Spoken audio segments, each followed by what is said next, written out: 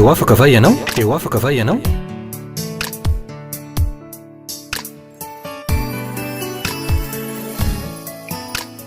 fandaharany arana fiangonana RHEFI Androndrakely. eny ary tompoko ny teny voalohany entiko aminareo dia izao: misaotra an'Andriamanitra isika no ny fitiavany manokana antsika zanak'olombelona. Misaotra an'Andriamanitra isika no ny famindram-pony ihany koa, satria mbola nataony velominaina ka nahatratra an'izao taona vaovao 2024 izao. Tsy avy amintsika mantsy ny fahavelomana tahaka izao fa avy amin'Andriamanitra. Izy no tompony fiainantsika zanak'olombelona velona eto ambony tantany ety, ka dia tokony ho ataontsika ho zava-dehibe ny fisaorana sy ny fankasitrahana an'Andriamanitra. Eto dia matsiaro ny teny voalaza amin'ny salamo 7 ao andininy 1 hoy ny mpano salamo: misaora ny Jehovah ary fanahiko, ary zay rehetra atao anatiko misaora ny anarany masina. Misaora ny Jehovah ary fanahiko, ary aza misy adoninao ny fitahiny rehetra. Tena fitahina ho antsika zao fahavelomana zao, ka tsy tokony ho adonona mihitsy tompoko, ary zay mahatonga amin'ny teny hoe anaovy fisaorana an'Andriamanitra lehibe ilay izy.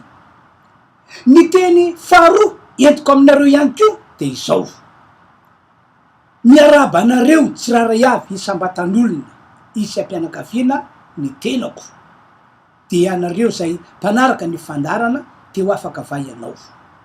Arabaina ianareo no zao ianareo isika samy nahatratra ny taona vaovao 2024 izao. Tena fahasoavana lehibe mihitsy zany tompoko, ka hoy aho hoe ahita ny soa sy ny tsara indrindrane ianareo am'ty taona 2024 ity, ka ody fifaliana sy fiadanana reo ranomaso sy reo alahelo nisy teo amin'ny fiainanao, teo amin'ny fiainanareo hatram'izay ny siny taona maro ny fandimby izay. Firarintso ataona mpanompon'Andriamanitra ho anareo zany, ka dia raiso ary ekeo ny fantaterany sahady eo amin'ny fiainanareo. Zay ny amin'iny tapo voalohany iny tompoko, fa iroso hitondra ny afatra sy ny fampahiresana ho anareo ao, afatra sy fampahiresana sahaza ho antsika rehetra am'izao taona 2024 izao. Fa mialoha zany dia hivavaka sy hisaotra ary akasitraka an'Andriamanitra isika no zao fahavelomana nomeny izao, ary hivavaka ihany koa ka ametraka an'izao afatra sy fampahirizana izao, mba hoe ho an-tanan'Andriamanitra mba hokotreny ny fanahy masina, ka hitondra hery amonjenatsika sy anasoavana atsika ny afatra sy ny teny entina ho antsika androany. Ka dia aondreny lo antsika andao hivavaka hiaraka tsika tompoko. Ry tompo Andriamanitra tsy tompon'izao rehetra izao, misy saotranao zahay noho ny alehibe ny fitiavanao, ka nataonao velonaina indray zahay, ary mbola nataonao nahatratra an'izao taona 2024 izao. Misaotranao ny am'izany zahay, ary am'izao fotoana zao Andriamanitra dia mametraka anty afatra sy ty teny entiko ho an'ny olona tsiraray avy ity ao, mba hoe ho an-tananao mba hiasany herin'ny fanenao masina, ka ny afatra sy ny teny entina androany dia herin'Andriamanitra amonjena zay rehetra mino, ary herin'Andriamanitra hitondrana fahasoavana ho an'izay rehetra mino sy mandray ihany koa. Ary am'izao fiandohany taona izao Andriamanitra, raha misy marary na inona retina dia aoka aneo famindram-po sy fahasoavana lehibe anao, ka ho sitrana amin'ny alalan'izao afatra sy teny entiko zao izy, hitsahatra fanantenana hiala eo amin'ny tenany olona ny herin'ny aretina sy ny herin'ny fanaratsy mpitondra aretina. ny dera ny aja ary ny voninahitra dia trotra ho anao Andriamanitra raitsyto Andriamanitra ray zanaka fanahy masina amin'ny anaran'i Jesosy no anaovana vavaka amen. Eny ary tompoko ny afatra entina ho anareo androany sady vaovao mafaly de izao ho velomina amin'ny anaran'i Jesosy ny zavatra rehetra efa maty teo amin'ny fiainanao. Na inona zavatra efa maty teo aminao na tamy lafininina izany de izao ihany ho velomina izany am'izao fiandohan'ny taona diavintsika izao. Lay Andriamanitra zay tompo zao rehetra izao, lay Andriamanitra mampisy ny tsy misy ho misy, lay Andriamanitra mahay mamelona ny maty, izy no iara-iasa amin'ny mpanompon'Andriamanitra ka anamarina ny vavaka sy ny teny ataon'ny mpanompon'Andriamanitra am'ty andro androany ity ho anareo tsiraray avy zay efa eopototry ny fahita lavitra. Efa fanaon'Andriamanitra hatramin'ny taloha mantsy ny miara-miasa amin'ny mpanompony ary ny mampiasa ny mpanompony ho famelomana ny maty. Manamarina izany reo tantara marobe voalaza ao anatin'ny baiboly. Ny tiako ambara de izao, hivavaka ho anareo aho am'izao fiandohan'ny taona vaovao izao, hivavaka ho anareo amin'ny anaran'i Jesosy aho mba ho velona ny maty rehetra teo amin'ny fiainanao, na tamy lafininina zany araky nefa nambarako teo. Ka dia andaotsika azy hiaraka amaky baiboly fa avy amin'ny alalan'izany no iainga ny afatra sy ny teny ary avy amin'ny alalan'izany no iainga ny vavaka sy ny teny ataoko ho anareo ho famelomana ny maty. Sokafa ny baibolinao ao amin'ny boky Marka toko fa 10:1-20 manomboka hatreo ny vakitsika de toezatsika tranitrany mivaky teny toy zao ny voasoratra. Marka toko fa 10 manomboka amin'ny 1:20. Ary rehefa nita atsamboky indray Jesosy ka tonga telepita de nisy vahoaka betsaka tafangona teo aminy ary teo amoron-dranomasina izy. Dia avy ny anankiray tamin'ny mpanapaka sinagoga zay no anarany. Ary rehefa nitany Jesosy izy dia nikoka teo amin'ny tongony ka niangafatatra taminy hoe marary efa ho faty ny zanako vavy kely, andere mametra ny tanana ho aminy mba ho sitrana izy ka ho velona. De nandeha niaraka taminy izy ary nisy vahoaka betsaka nanaraka azy ka nifanety taminy. De diantsika avy hatrany 9:10. Raha mbola niteny Jesosy de nisy tonga avy tany am'ilay mpanapaka sinagoga ka nanao hoe efa maty ny zanako vavy, nahoana ianao no mbola manahirana ny mpampianatra ihany? Fa tsy nahoany Jesosy zany teny nataony zany, fa ozy tam'ilay mpanapaka sinagoga aza matahotra mino fotsiny ihany. Ary tsy nisy olona navelany anaraka azy afa-tsy Petera sy Jakoba ary Jauna rahalany Jakoba. Ary de tonga tao antran'ilay mpanapaka sinagoga izy ireo ka hita Jesosy nitabataba, de ny olona zay nitomany sy nonaona be ihany. Ary rehefa nitra izy dia niteny taminy hoe nahoana ianareo no mitabataba sy mitomany, tsy maty raha zazavavy fa matory.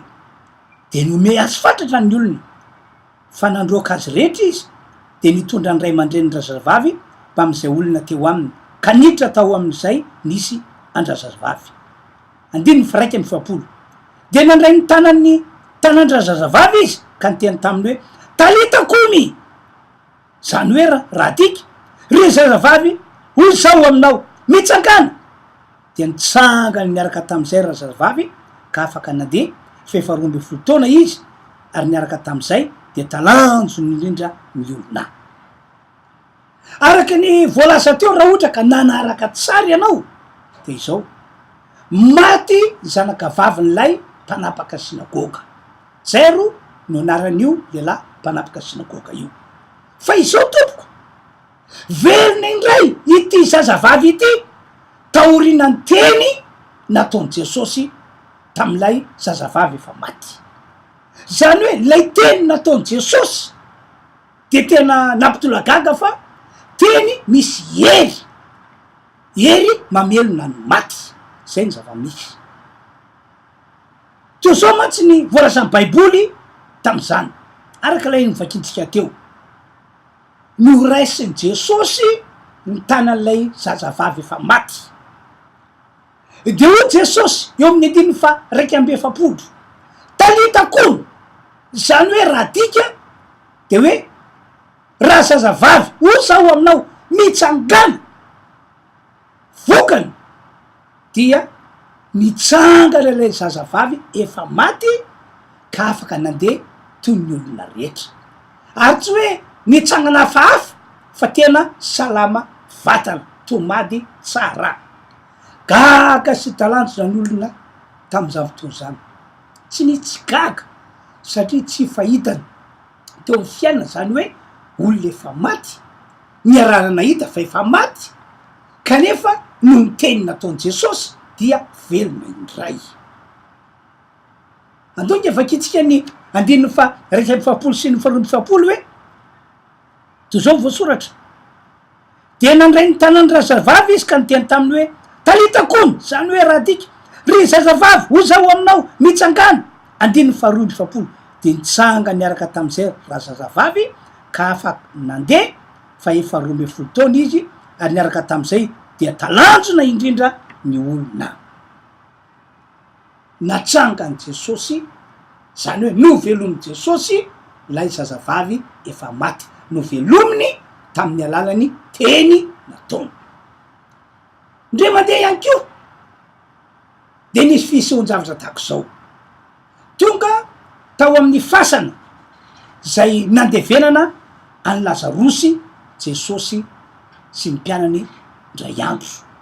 Fanamariana aloha tsy tao an-tanàna Jesosy tamin'ny fotoana zay naparary an'ity tovolahy ity atao hoe Lazarosy. Tsy tao an-tanàna ihany koa Jesosy tamin'ny fotoana nafaty an'ity tovolahy ity dia Lazarosy. Efa trano tateorina taorina ny nandevenana azy vo tonga tao an-tanàna Jesosy ka io voalaza hoe lasa izy nakany am'ilay fasana zay nandevenana an'ny Lazarosy. Fanamarina ihany koa tena mpisakaiza mpifamatotram-po Jesosy sy ity tovolahy efa maty ity.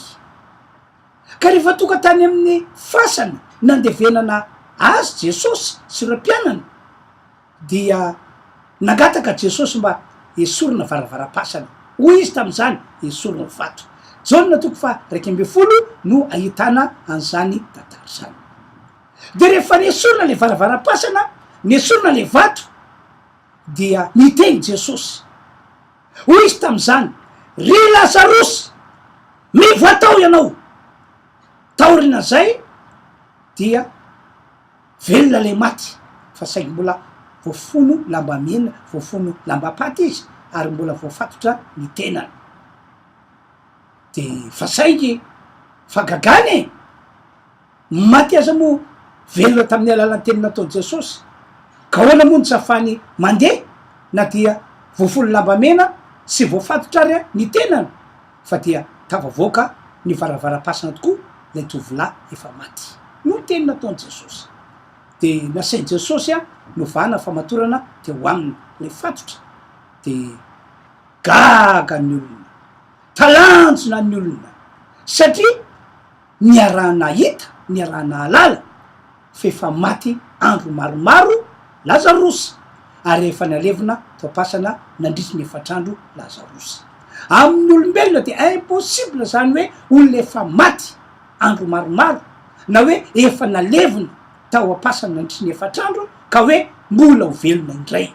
Kanefa zay zava-nisy satria Jesosy dia mahay mamelona ny maty, Jesosy mpamelona ny maty ary mampiasa ny teny alokan'ny vavany izy dia tanteraka izany rehetra izany. Riavana himpiany malala hoy aho aminareo zay mahita sy mandre ahy amty androandroany ity am'izao taona vaovao de avitsika izao araky ny voalaza amy baiboly tompoko tsy miova jesosy kristy, tsy miova izy omaly anio ary mandrak'izay raha namelona maty izy tam'izany fotoana zany de mbola mahay mamelona ny maty izy mandraka ankehitriny, mbola afaka mamelona ny maty izy hatram'izao, afaka mamelona ny maty izy amin'ny alalany vavaka sy ny teny ataony mpanompon'Andriamanitra satria araky ny efa nolazaiko taminareo dia afaka miara-miasa amin'ny mpanompony jesosy kristy mba ho tanteraka ny sitrapony, ho tanteraka ny zavatra tiany ho atao eto ambony ty tany ety hatram'izao zany. Ka hoy aho hoe inonavy reo zavatra tsapanao fefa maty teo amin'ny fiainanao, inonavy zany misy apahany amy tenanao ve tsapanao hoe efa maty toy ny hoe maty ila ianao na ny ilan'ny tongotrao na ny ilan'ny tananao na manefa maty, sa inona am'ireo zavatra ataonao no tsapanao fa efa maty ka tsy velona mihitsy toy ny hoe ny asa fivelomanao no efa maty hatramin'ny ela ary hatram'izao de tsy velona intsony. Ohatra mpivarotra ianao, mpivarotra ianareo teo aloha fa saika efa maty zany varotra izany ary tsy nety velona mihitsy mandraky tiany androany. Ohatra ikeo ny fankaty taman'olona anao teo aloha ary ny zavatra tsapanao a tsy mety vita mihitsy ny mariazy fa maty foana ilay fifankatiavana, maty foana lay fifankatiavana, tsy indre mandeha angambana indro no sehony zany teo fiainanao fa mety efa nibetsaka ary zany no anto mahatonga anao a efa mitombo taona kanefa de indrisy fa dia tantara tsy miova ny tantaram-piainanao. Ry havanao, ry mpiany malalo araky le fanambarako taminareo dia tsy miova jesosy omaly sy anio ary mandrak'izay mbola miara-miasa amy mpanompony izy hatram'izao vaninandro misy atsika izao ary mbola mahay mamelona ny maty,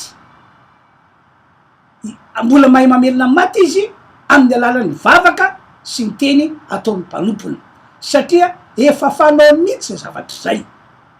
Ohatra zao tsaroka eto a tamin'ny andron'ny Elisy araky ny voalaza ao am'mpanjaka faharoa ao toko faharoa andimy fa sivy ambin'ny folo ka hatramin'ny dimy faharoa amby roapolo de misy tantara tahako zao lay tanàna mihitsy no voalaza amponina hoe nisy fahafatesana, ny fisehony fahafatesan-jaza tsy fahavanona nanaka, ny fisehony fahafatesana asa fivelomana tsy fahavanona tsy fahavanonana eo amin'ny asa fameloma-tena toy ny fambolena sy ny fipina.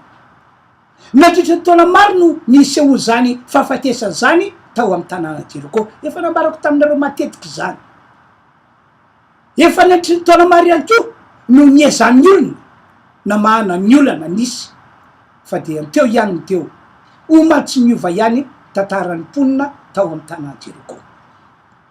Fa ndre mandeha everiko hoe zay ny fotoanan'Andriamanitra, zay ny sitrapon'Andriamanitra ho an'ny mponina tao amy tanàna Jeriko, tonga tao amin'io tanàna io Elisy, Elisy alelan'Andriamanitra ary mponina indray tetsy andanina dia inoko fa zay ny fotoan'Andriamanitra, zay ny sitrapon'Andriamanitra resy lahatra ary babo fa afaka no velomina ny tanàna sy ny zavatra rehetra efa maty tao am'ilay tanàna na teo na tamy lafinina tamy lafininina amin'ny alalan'ny ty lelan'Andriamanitra atao hoe Elisa ity. Ary zany no antony natonga ny mponina tao am'ilay tanàna nitaraina tamin'ny lelan'Andriamanitra atao hoe Elisa, nitaraina ory zareo tam'izany andiny fa sivy ambin'ny folo mpanjaka faharoa toko faharoa tompoko hitanao zao tanàna zao fa tena tsara toerana tsara voatra kanefa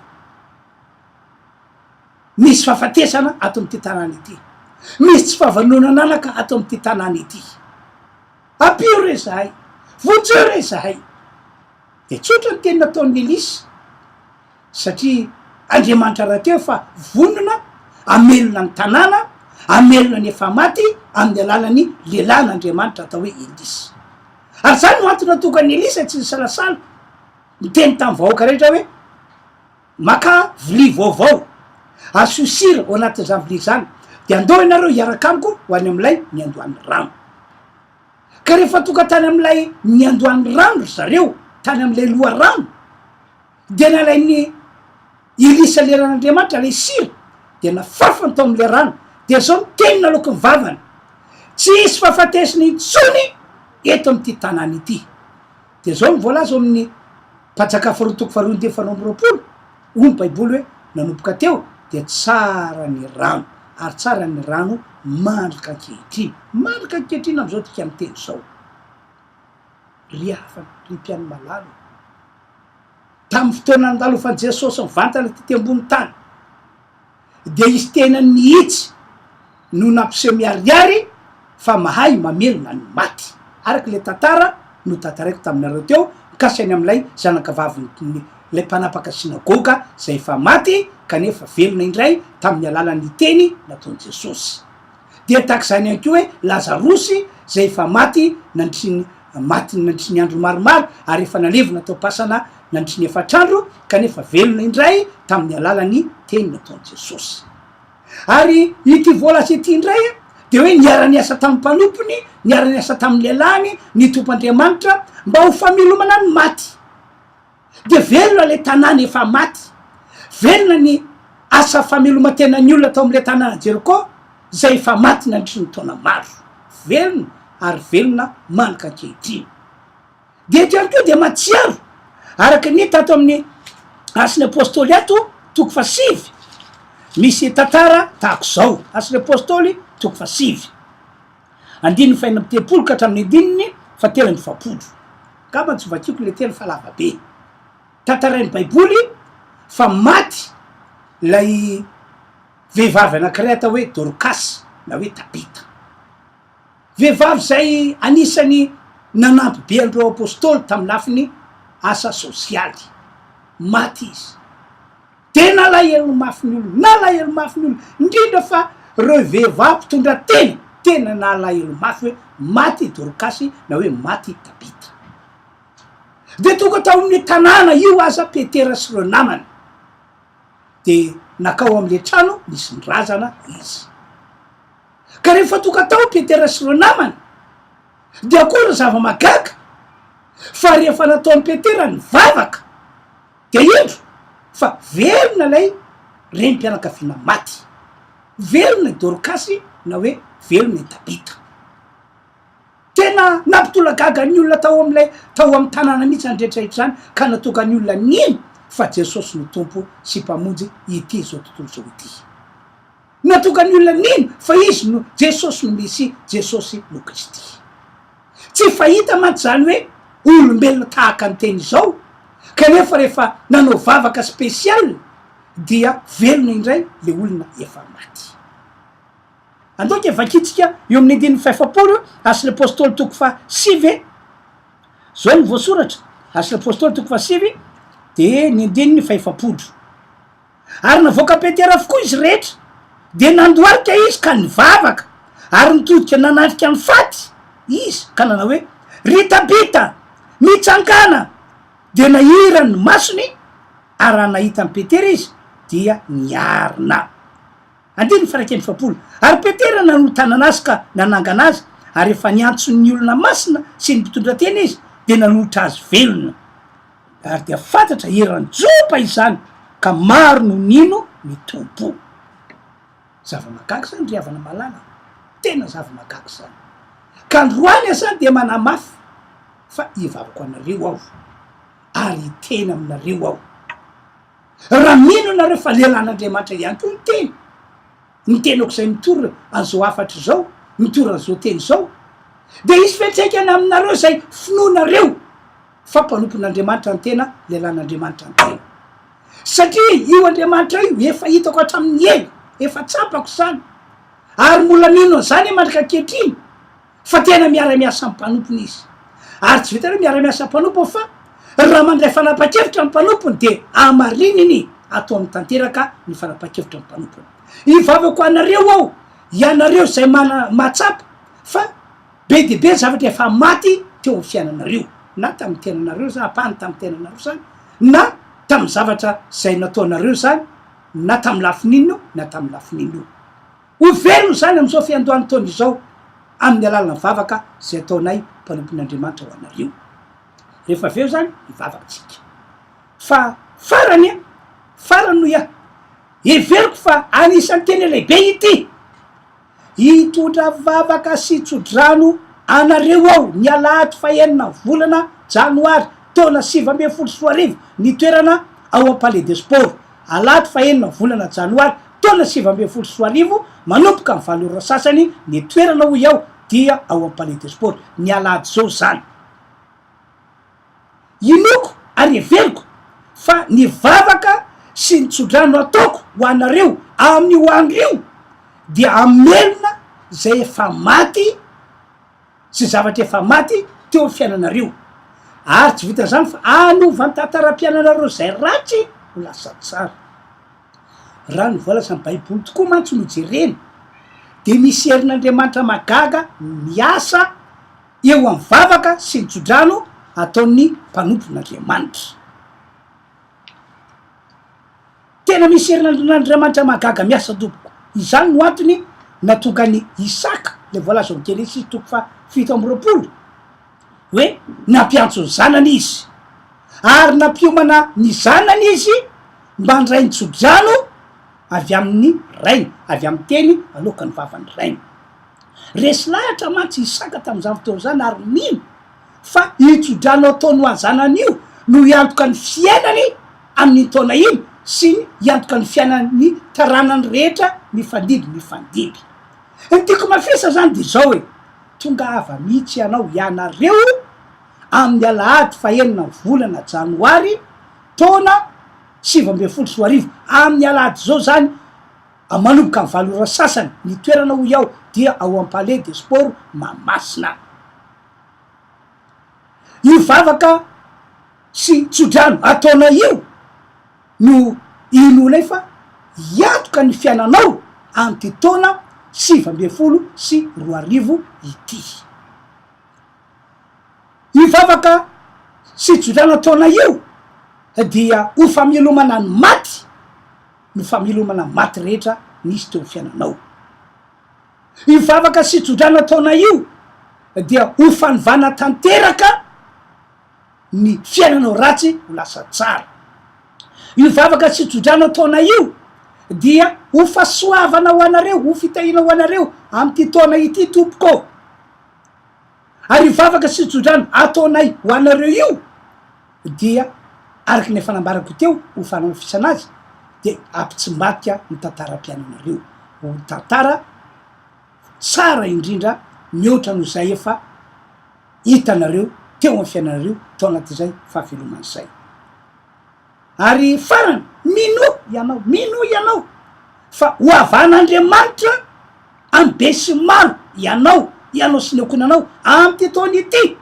aorina ny vavaka sy ny tsodrano zay ataonay amin'io Alahady faenina volana janoary taona 2024 io tena ho avan'Andriamanitra ianao ino moa manakana an'Andriamanitra tsy anatanteraka zany efa fanonatra amy taloha ny miasa miara-miasa mpanompony raha manao vavaka mpanompony raha mitsodrano mpanompony ka dia hoy aho hoe tongava tompoko aza vela isy zavatra hafa anasampona ny fatogavanareo amin'ny hoandro io aza vela isy programa hafa anelingel ny fatogavanareo amin'ny hoandro io inona de lavitra be aza no misy anao na de lavitra be aza no misy anao tongava Alahady faenina volana janoary taona 2024 manomboka valora sasany ny toerana alovany an'ilay vavaka sy tsodrano dia ao amin'ny palais des sports Mahamasina zay zany tompoko no afatra netiko ho anareo tamty androandroany ity zay no everiko bonane tsara indrindra ho anareo ny dery ny aja ary ny voninahitra ny diatolotra ho an'ny Andriamanitra ray zanaka fanay masina. Ivavaka avy hatrany ary ny tenako ivavako anareo mba amindra fo Andriamanitra ka ho velomina amin'ny alalan'izao vavaka zao sahady ny zavatra efa maty eo amin'ny fiainanao. Vavakatsika tompoko apetrao amin'ny fonao tananao. Ry tompo Andriamanitra tsy to tompon'izao rehetra izao omena voninahitra anao, omena voninahitra anao anio ampitso ary mandrakizay, ary miatsanao aho amin'ny anaran'i Jesosy, miatsanao aho amin'ny anaran'i Jesosy mba amindra fo am'ireo olona zay mpanaraka nyity fandarana ty ho afaka fa ity ianao, amindra fo aminy ka ho amarininao sy ataonao tanteraka ny teny zay nataoko teo na niafatra nitiko teo amin'ny anaran'i Jesosy Kristy avy Nazareta. Velomina tanteraka ny maty rehetra teo amin'ny fiainan'ny olona, na inona endrika ny sehoza fahafatesana zany dia voarako amin'ny anaran'i Jesosy ny fahafatesana. Raha misy amin'ny tenandreo olondreo na ny tongony na ny tanana na ny tovany efa maty, velomina amin'ny anaran'i Jesosy Kristy indray zany, velomina amin'ny anaran'i Jesosy Kristy indray zany.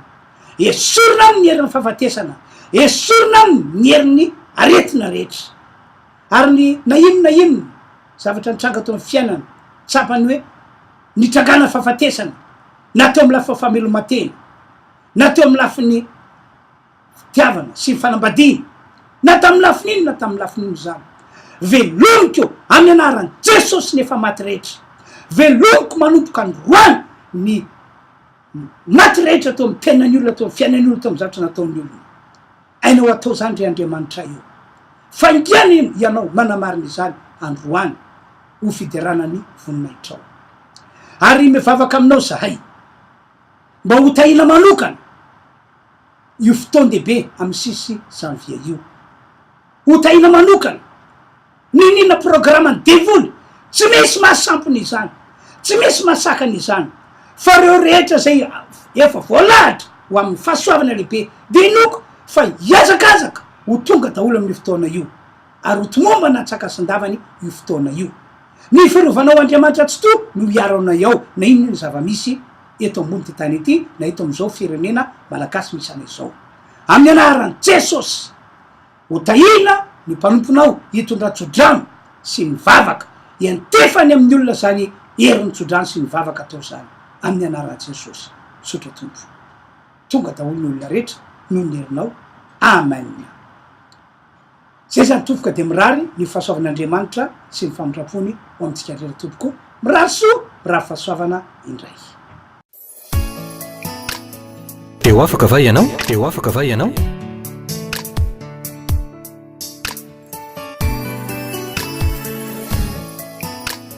Fandaharany iarana fiangonana RHEFI Androndrakely.